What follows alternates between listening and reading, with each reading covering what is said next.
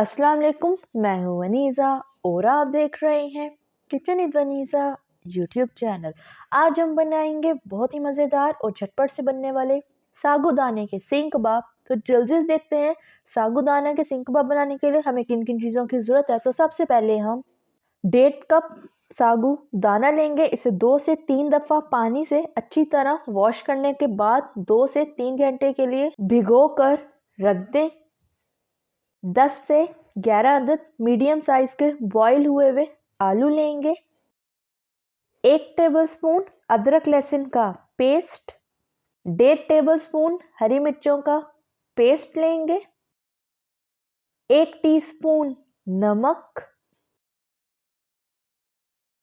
1 teaspoon कुटी हुई लाल मिर्च, हाफ टी स्पून रोस्टेड सफ़ेद ज़ीरा पाउडर, 1 टेबलस्पून सूखा धनिया पाउडर, हाफ टी स्पून गरम मसाला पाउडर, थोड़ा सा फ्रेश हरा धनिया और थोड़ी सी आइसक्रीम स्टिक्स लेंगे। तो ये थी हमारी सारी चीज़ें। अब बनाना शुरू करते हैं। तो बिस्मिल्लाहिर्रहमानिर्रहीम। सबसे पहले एक बाउल में बॉईल हुए हुए आलू ऐड करेंगे। अब आलूओं को मैशर की मदद से अच्छी तरह मैश कर लेंगे। तो सारे आलूओं को हमने अच्छी तरह मैशर की मदद से मैश कर लिया है। अब हम इसमें मसाले ऐड करेंगे। तो सबसे पहले अदरक लहसुन का पेस्ट, हरी मिर्चों का पेस्ट ऐड करेंगे, नमक को आप अपने टेस्ट के मुताबिक कम या ज़्यादा कर सकते हैं, सूखा धनिया पाउडर, रोस्टेड सफ़ेद ज़ीरा पाउडर, कुटी हुई लाल मिर्च, गरम मसाला पाउडर, कटा हुआ फ्रेश हरा धनिया ऐड कर दें। तो सारे मसाले हमने ऐड कर दिए हैं। अब जो हमने साबूदाना पानी में डिप करके रखा हुआ था, इसके हम पानी को फेंक देंगे और फिर पानी फेंकने के बाद इसे आलूओं में शामिल कर देंगे। तो ये देखें, साबूदाने के पानी को हमने फेंक दिया है और अब इसे आलूओं में ऐड कर देंगे। अब सारे मिक्सचर को हाथ की मदद से अच्छी तरह मिक्स कर लेंगे। तो सारे मिक्सचर को हमने मिक्स कर लिया है। अब सींग कबाब बनाने के लिए आइसक्रीम स्टिक लेंगे और एक बाउल में थोड़ा सा कुकिंग ऑयल लेंगे। इससे हम हाथों को ग्रीस करेंगे। इस तरह करने से आलू हमारे हाथों को चिपकेंगे नहीं। तो ये देखें, इस तरीके से हम ऑयल को हाथों के ऊपर लगा लेंगे। तो ऑयल हमने दोनों हाथों पे ग्रीस कर लिया है। अब इस तरह से थोड़ा सा आलूओं का मिक्सचर उठाएंगे और इसकी एक बॉल सी बना लेंगे और आइसक्रीम स्टिक को इसके अंदर इस तरीके से लगा देंगे और अच्छी तरह हाथों से प्रेस करके इसके सींग कबाब की शेप में बना लेंगे। सींग कबाबों के साइज़ को आप बड़ा या छोटा अपनी मर्ज़ी से कर सकते हैं। मैं इसको बहुत बड़ा नहीं बनाऊंगी, बस मीडियम से साइज़ का बनाऊंगी।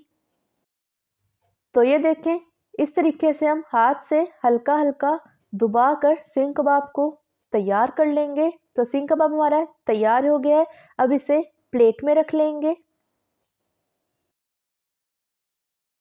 अब इसी तरह एक और आइसक्रीम स्टिक को उठाएंगे और इस पर भी आलू के मिक्सचर को लगाकर इसी तरह सींग कबाब तैयार कर लेंगे।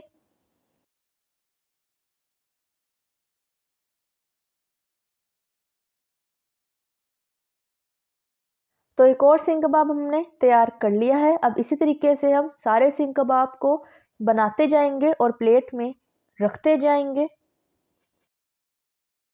तो सारे सींग कबाब हमने तैयार कर लिए हैं। अब इन्हें फ्राई कर लेते हैं। अब एक बर्तन में ऑयल ऐड करेंगे। ऑयल को अच्छी तरह गर्म होने दें। तो ऑयल हमारा अच्छी तरह गर्म हो चुका है। अब हम इसमें सींग कबाबों को ऐड कर देंगे और इसे गोल्डन ब्राउन कलर होने तक फ्राई करेंगे। आंच आपकी मीडियम टू लो फ्लेम होनी चाहिए। तो ये देखें सींग कबाब हमारे एक साइड से हल्के से फ्राई हो गए हैं। अब आराम से सारे सींग कबाबों की साइड्स को हम चेंज कर देंगे। तो कबाब हमारे दोनों साइडों से लाइट ब्राउन कलर के हो गए हैं।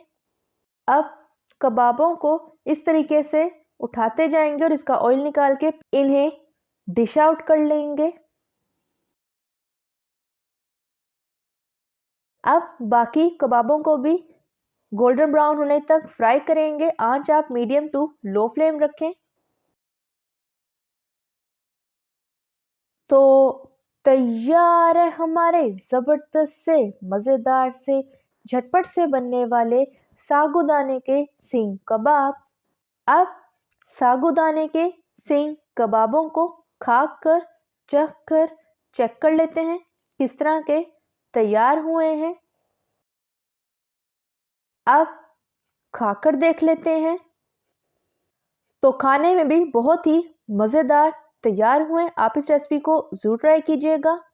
इन साबूदाने के सींग कबाबों को मैंने इमली की गुड़ वाली चटनी के साथ सर्व किया है। इस चटनी की रेसिपी आपको मेरे चैनल पर मिल जाएगी। अगर आपको मेरी रेसिपी अच्छी लगी तो लाइक करें, सब्सक्राइब करें और बेल आइकन के नोटिफिकेशन को प्रेस करना मत भूलिएगा ताकि मेरी हर नई आने वाले वीडियो की नोटिफिकेशन आप तक पहुंच सके। मिलते हैं नेक्स्ट वीडियो में। अल्लाह हाफिज़।